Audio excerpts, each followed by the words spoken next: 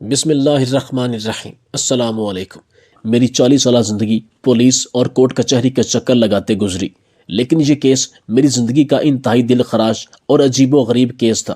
قیدی نمبر 826 بہت کم عمر لڑکا تھا۔ اس کی عمر 18 سال تھی۔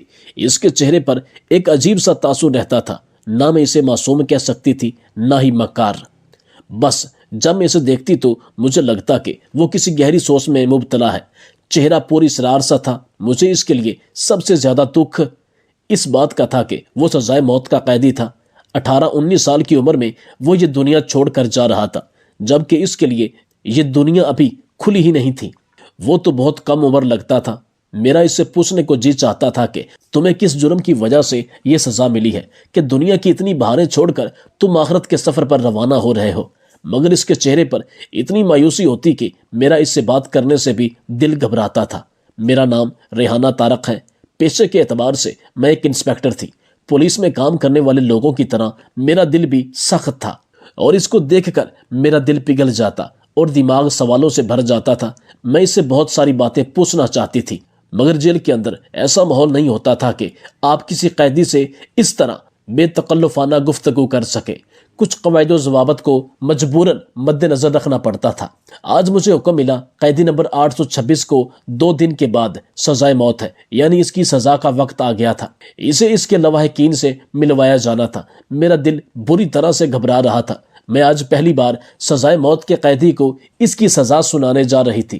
میرا دل پریشان ہو رہا تھا۔ میں نے سوچا تھا کہ میں اس قیدی سے اس کی آخری خواہش ضرور پوچھوں گی، کیونکہ مرنے سے پہلے انسان کی آخری خواہش ہمیشہ پوچھی جاتی ہے۔ یہ وہ واحد حق ہے جو سزائے موت کے قیدی کو دیا جاتا ہے، چاہے وہ اپنا پسندیدہ کھانا کھانا چاہے یا پسندیدہ شخص سے ملنا چاہے، اس کی خواہش ہمیشہ پوری کی جاتی ہے۔ قیدی نمبر 826 جس کا نام راشد خان تھا، اس سے بھی اس کی آخری خواہش پوچھی جانی تھی، مگر فی الحال اس کے عزیز و اقارب اس سے ملنے آئے تھے۔ ماں اس کے گلے لا کر رو رہی تھی۔ بیٹا، مجھے پورا یقین ہے کہ اللہ تجھے یہ سزا نہیں ہونے دے گا، تجھے سزا سے بچا لے گا۔ میرا دل کہتا ہے کہ میرا بیٹا بے گناہ ہے۔ مجھے اس عورت پر ترس آنے لگا۔ مائیں بھی کیسی باتیں کرتی ہیں۔ سزائے موت تو اس کی 2 دن کے بعد لکھی ہی تھی، بھلا اسے کون روک سکتا تھا؟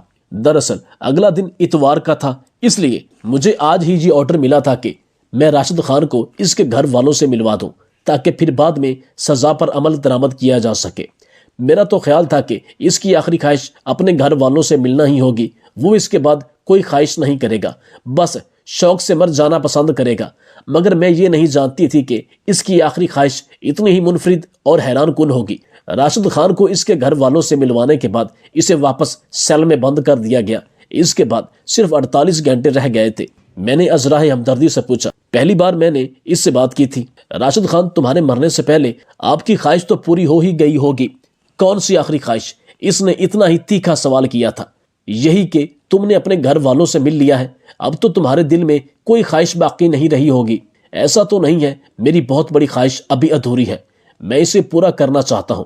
راشد خان نے بڑے اعتماد سے جواب دیا کہ میری ایک آخری خواہش ہے، اور میں چاہتا ہوں کہ آپ مجھ سے وعدہ کرو کہ تم لوگ میری خواہش پوری کرو گے۔ میں نے کہا ہاں، پوری کریں گے، ضرور کریں گے، یہ تمہارا حق ہے۔ میں اس کے کم عمری کا ترس کھا کر بولی، تو پھر ٹھیک ہے، مجھے کسی بڑے کے سامنے پیش کرو، میں اپنی خواہش کا اظہار ایسے نہیں کروں گا۔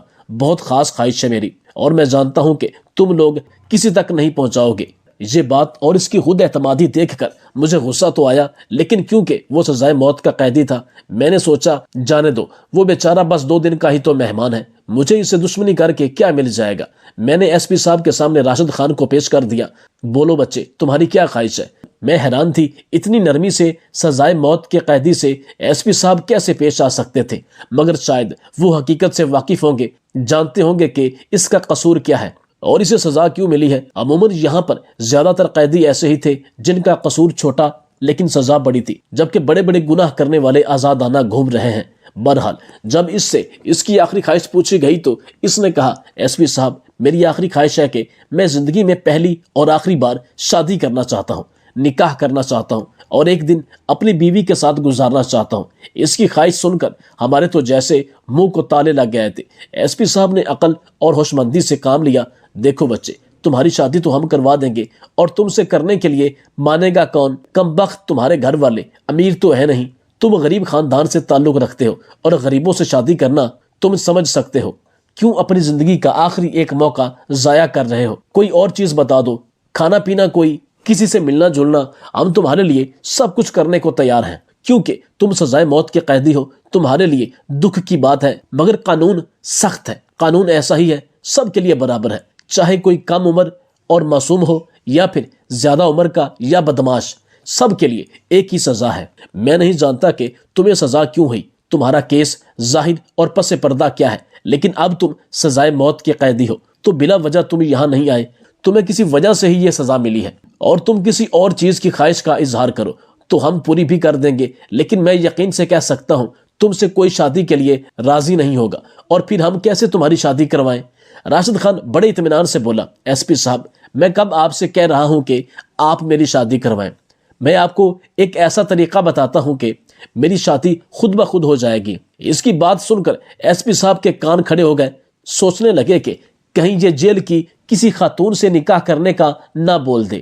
بہرحال راشد خان نے کہا کہ مسجد میں اعلان کروا دیا جائے کہ راشد خان والد عنایت خان کسی عورت سے شادی کرنا چاہتا ہے جو ایک دن کے لیے سزائے موت سے پہلے اس کی دلہن بن سکے۔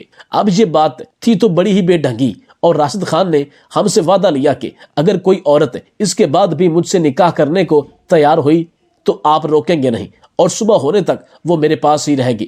راشد کی عقل مندی نے ہمیں بھی پریشان کر دیا تھا، اس کی حاضر جوابی ایسی تھی کہ ہم لوگ پریشان ہو گئے۔ ہم نے کہا کہ ٹھیک ہے، ہم اعلان تو کروا دیں گے، مگر ہمیں اتنا یقین ہے کہ تم سے شادی کرنے کوئی نہیں آئے گا۔ کوئی عورت اپنا مستقبل کیوں برباد کرے گی؟ ایک دن کے لیے کیوں دلہن بنے گی؟ اپنے رشتہ داروں سے کیوں کر جھگڑے گی؟ خیر، راشد خان نے میری کوئی بات نہیں سنی، کہنے لگا، بس آپ اعلان کروا دیں، میری یہی خواہش ہے۔ اس کے بعد اگر کوئی نہ آیا تو میں کوئی اور خواہش نہیں کروں گا، پھر مجھے بھلے سے سزائے موت دے دی جائے۔ ہم نے راشد کی خواہش پر عمل کرتے ہوئے مسجد میں اعلان کروا دیا، ساتھ میں یہ بھی بتایا کہ وہ سزائے موت کا قیدی بھی ہے۔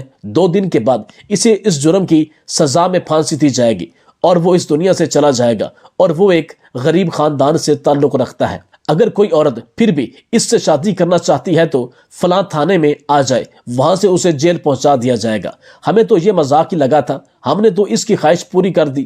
مگر ٹھیک 1 گھنٹے کے بعد سپاہی منظور نے بتایا کہ جیل میں ایک عورت آئی ہے جو دلہن کے لباس میں ہے، اور اس کے ساتھ مولوی صاحب بھی ہیں۔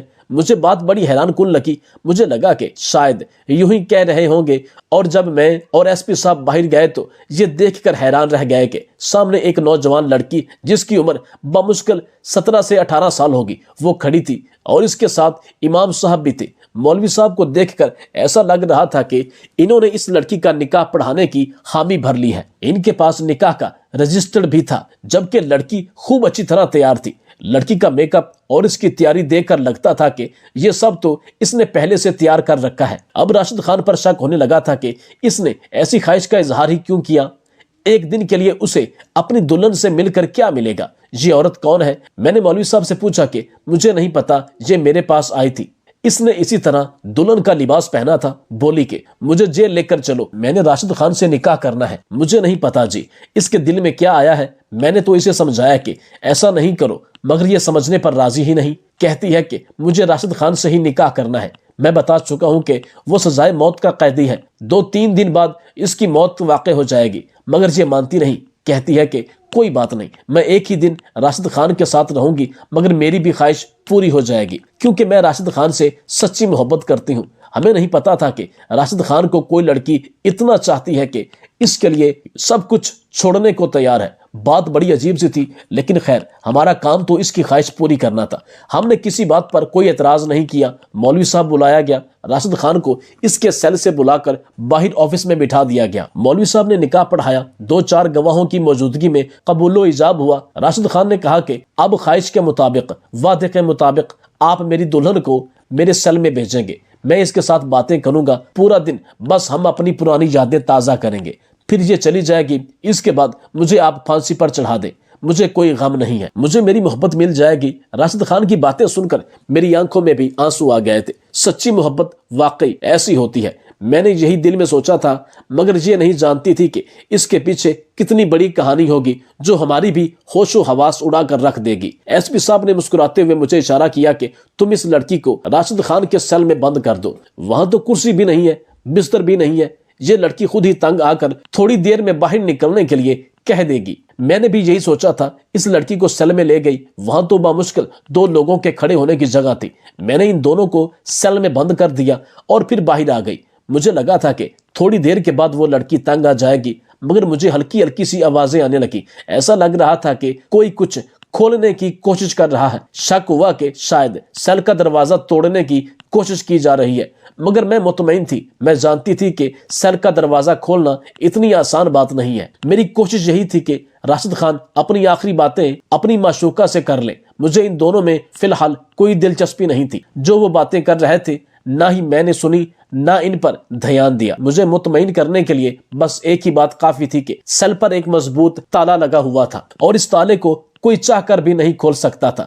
کافی دیر گزر گئی تھی، مجھے نیند آنے لگی۔ تب مجھے اس سیل سے تھوڑی سی چیخنے کی آواز آئی۔ میں فوراً ہی وہاں پہنچی تو وہ لڑکی جو کہ راشد خان سے نکاح کر کے یہاں آئی تھی اور سیل میں بیٹھی ہوئی تھی، اس نے کہا کہ مجھے یہاں سے نکال دیا جائے، اب میں راشد خان کے ساتھ 1 منٹ نہیں رہ سکتی۔ مجھے لگا کہ شاید راشد خان نے اس لڑکی کے ساتھ کوئی بدتمیزی کی ہوگی۔ اس نے کہا کہ میرے گھر والے میرا انتظار کر رہے ہوں گے تو مجھے اب گھر جانا ہے۔ میں نے جلدی سیل کا دروازہ کھولا، اس لڑکی کو آزاد کیا اور واپس تالا لگا کر راشد خان کو قید کر کے واپس اپنے کمرے میں آ گئی۔ میں اس بات سے بے خبر تھی کہ جب میں صبح اٹھوں گی تو ایک طوفان ہوگا جو میرا منتظر ہوگا۔ ایس پی صاحب نے مجھ سے کہا کہ وہ سزائے موت والا قیدی 826 کہاں ہے؟ میں نے کہا وہ اپنے سیل میں ہوگا۔ آپ ایسا کیوں پوچھ رہے ہیں؟ بولے مجھے تو کہیں نظر نہیں آ رہا۔ میں نے ایک دوسرے کانسٹیبل کو بھیجا تھا کہ وہ راشد خان کو لے کر آئے۔ تم جا کر سیل میں چیک کرو کہ وہ کہاں ہے، کہیں تم سے کوئی غلطی تو نہیں ہو گئی۔ میں نے ایس پی صاحب کو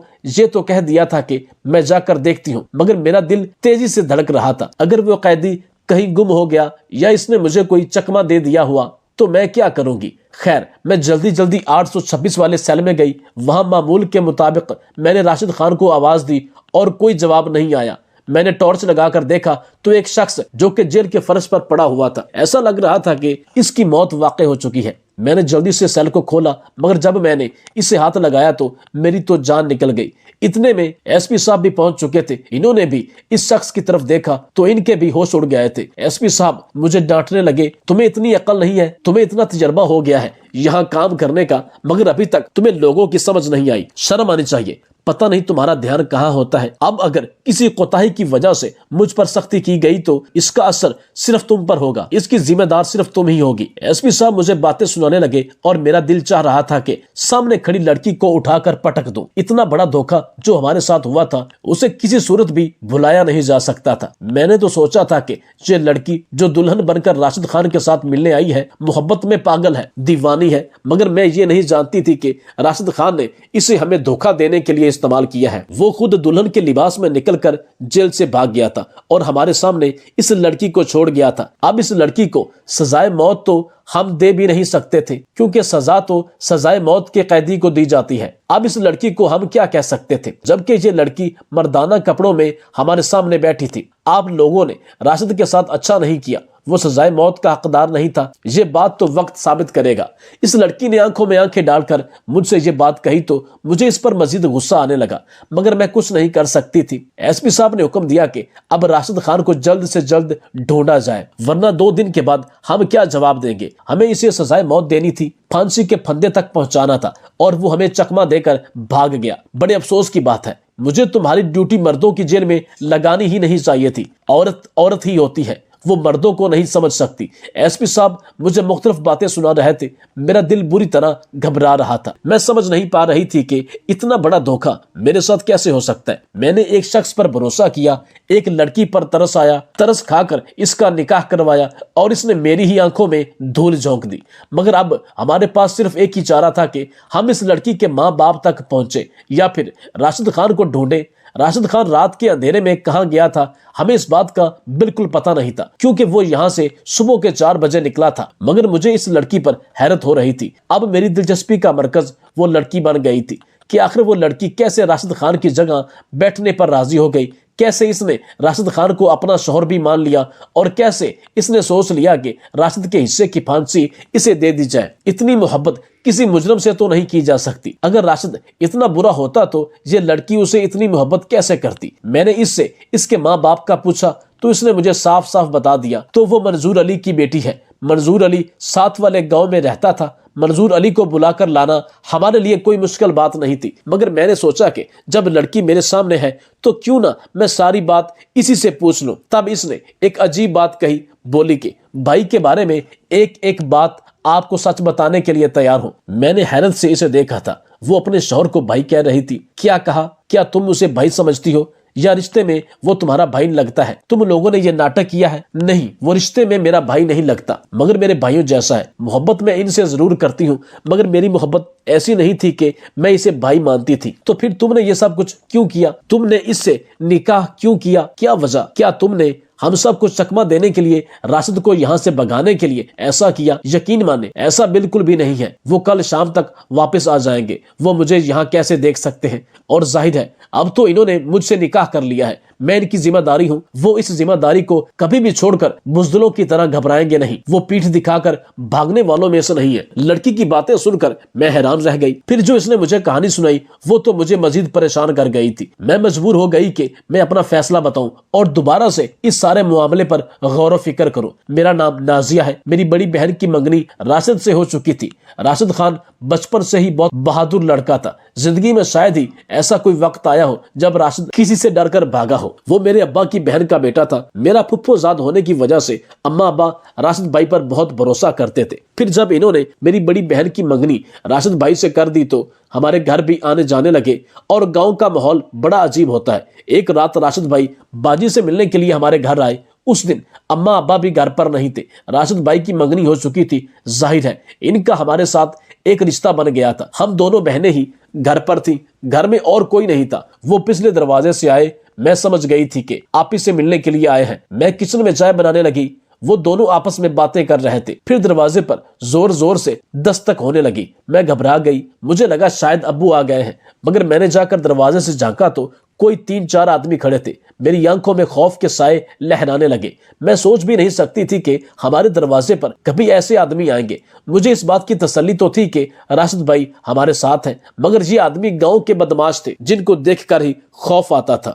انہوں نے کہا کہ دروازہ کھول دو ورنہ ہم دروازہ توڑ دیں گے۔ میں نے ان سے منت سماجت کی کہ ہم گھر میں اکیلی بہنیں ہیں، تم لوگ یہاں سے چلے جاؤ۔ اب انہوں نے ماں بہن کی گالیاں دیتے ہوئے کہا کہ ہم واپس نہیں جائیں گے، تم لوگ اس گاؤں میں بے حیائی پھیلا رہے ہو۔ ہمیں صاف نظر آتا ہے کہ اس گھر میں اور کون کون ہے۔ ہمارے سامنے تم لوگوں کے گھر میں ایک لڑکا آیا ہے۔ یہ شور سن کر راشد بھائی بھی باہر آ گئے۔ انہوں نے گھر کا دروازہ کھول دیا، مجھے اندر جانے کو کہا۔ میں تو اندر کمرے میں چلی گئی، مگر راشد بھائی ان لوگوں سے الجھ پڑے۔ ان میں سے ایک نے بہت غلط بات کی، بولا کہ اگر ہمیں پتا ہوتا کہ یہاں پر لڑکیاں ہیں اور اس طرح کی لڑکیاں ہیں تو ہم بھی آ جاتے، ہم تو 3-4 ہیں، پیسے بھی اچھے دیں گے۔ یہ بات سن کر راشد بھائی سے رہا نہ گیا۔ ان لڑکوں نے اتنی غلط بات کر دی تھی کہ راشد بھائی غصے سے ابل رہے تھے۔ ظاہر ہے ان کی ہونے والی بیوی کے بارے میں اتنی غلیظ بات کوئی کرے، کسی بھی مرد کے سامنے کرے تو وہ برداشت نہیں کرے گا۔ راشد بھائی نے اس وقت تو ان لوگوں کو کچھ نہیں کہا کیونکہ وہ ایک تھے، اور دوسرا عقل مندی کا تقاضا بھی یہی تھا کہ ہم بہنوں کے ہوتے ہوئے ان سے نہ لڑا جائے۔ انہوں نے انہیں سمجھا بجھا کر بھیج دیا اور اب تو یہ معمول کا تماشا بن گیا۔ ہمارے گھر کے باہر 3-4 بدماش کھڑے رہتے تھے۔ اماں ابا جو ہی ادھر ادھر ہوتے یہ لوگ ہمیں تنگ کرنے لگتے۔ ایک دن ایسا ہی ایک واقعہ ہوا جس نے ہماری زندگیوں کو ہمیشہ کے لیے بدل کر رکھ دیا۔ میری آپی اپنے کمرے میں سو رہی تھی کہ کھڑکی توڑ کر ایک بدماش کمرے میں گھس آیا۔ اسی وقت راشد بھائی بھی گھر میں داخل ہوئے۔ انہوں نے اس آدمی کو اندر آتے ہوئے دیکھ لیا۔ ان سے برداشت نہیں ہوا، بس پھر ایک ایسی لڑائی ہوئی جس نے نہ صرف میری بہن کی جان لے لی بلکہ راشد بھائی کے ہاتھ سے بھی ایک ایسا جرم ہو گیا جس کی سزا انہیں سزائے موت کے طور پر ملی۔ اگر ہم لوگ امیر ہوتے، ہمارے ہاتھ میں کوئی طاقت ہوتی تو یقیناً ایسا نہیں ہوتا کہ کسی کے گھر پر حملہ کر کے اس کی عزت پر حملہ کرنے کے جواب میں کسی پر بھی پھول تو نہیں برسائے جائیں گے۔ راشد بھائی نے جو بھی کیا وہ غیرت میں کیا اور ان پر کسی قسم کا کیس بنتا بھی نہیں ہے، مگر چونکہ گاؤں کے لوگ طاقتور ہیں تو انہوں نے راشد بھائی کے لیے زندگی عذاب کر دی۔ پہلے وہ 6 مہینے ادھر ادھر روپوش رہے، مگر پھر آخر کار انہیں پکڑ کر جیل میں ڈال دیا۔ اب اگر وہ یہاں سے نکلتے بھی ہیں تو بھی یہ لوگ انہیں زندہ نہیں چھوڑیں گے۔ حالانکہ قصور ہمارا نہیں، قصور ان لوگوں کا ہے جنہوں نے ہمارے گھر پر بلا وجہ نظر رکھی اور ہمیں ہمارے ناکردہ گناہوں کی سزا دینا چاہتے ہیں۔ راشد بھائی کی والدہ نے ان کو ملاقات کے دوران انہیں یہ منصوبہ سمجھا دیا۔ میری اماں نے انہیں قسم دے کر کہا تھا کہ میں اپنی دوسری بیٹی بھی تم پر قربان کر دوں گی مگر تم کو سزا نہیں ہونے دوں گی۔ ہمارے خاندان کو جتنی ان کی ضرورت ہے اتنی اور کسی کی نہیں، میں مر بھی جاؤں تو کوئی فرق نہیں پڑے گا۔ یہ کہہ کر وہ لڑکی رونے لگی۔ مجھے سمجھ نہیں آیا کہ اب اس کیس کا کیا ہوگا، لیکن بس خدا کی مدد سے ان لوگوں کی بھی کسی بڑے تک پہنچ ہو گئی۔ راشد اسی بڑے وکیل سے ملنے کے لیے شہر گیا تھا۔ راتوں رات جا کر اپنا کیس اس کے سامنے رکھا۔ یہ انتہائی درجے کا قابل وکیل تھا۔ بعض اوقات کسی وکیل سے جان پہچان ہونا بھی انسان کو تھانے اور جیل کی سلاخوں سے بچا دیتا ہے۔ اگرچہ یہ بات کافی آگے جا چکی تھی مگر 3 سال کی دھمکیوں اور ان کے دلائل نے ایس پی صاحب کو بھی قائل کر لیا۔ سزائے موت راشد خان کے لیے نہیں بنتی تھی، نہ ہی راشد خان کی طرف سے کوئی اپیل دی گئی، نہ اسے صفائی کا موقع دیا گیا تھا۔ مختصر یہ کہ کیس چلا، اس کے بعد راشد باعزت بری ہو گیا تھا کیونکہ وہ نہتہ تھا اور اس کے پاس تو کوئی ہتھیار بھی نہیں تھا، نہ اس کے نام پر کوئی اسلحہ تھا۔ حتیٰ کہ راشد خان کی جگہ کوئی بھی غیرت مند شخص ہوتا تو وہ شاید نہیں بلکہ یقیناً یہی کرتا۔ اللہ تعالیٰ نے شاید ان کی محبت اور خلوص کی لاج رکھی، ورنہ اتنے بڑے کیس سے میں نے کبھی کسی کو بری ہوتے نہیں دیکھا تھا۔ یہ کیس میری زندگی کا آخری کیس تھا کیونکہ میں نے اس کے بعد ریٹائرمنٹ لے لی تھی، کیونکہ مجھ میں اب اور سکت نہ تھی۔ میرا وجود اب مزید پولیس کورٹ کچہری کے چکر لگانے سے قاصر تھا۔ یہ واقعہ مجھے ساری زندگی یاد رہے گا۔ خدا تعالی ہم سب کو سیدھے راستے پر چلنے کی توفیق عطا فرمائے۔